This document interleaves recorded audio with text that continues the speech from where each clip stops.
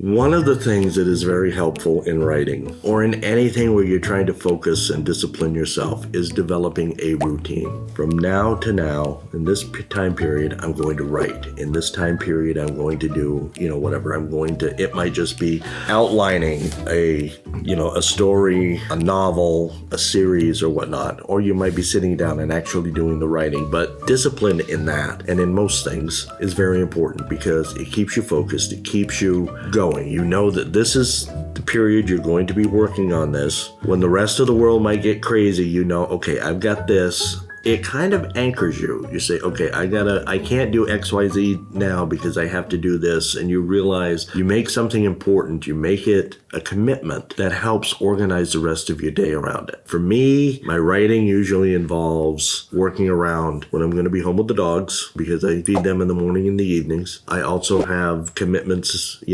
at different times during the day. So I know that in this 3-hour period, this is when I can do my writing. This is when I can do my schoolwork. This is when I can take care of all my errands outside that I have to do, appointments, work, everything else. It helps keep you focused. It helps keep you going. You know that I'm going to sit down, I'm going to write.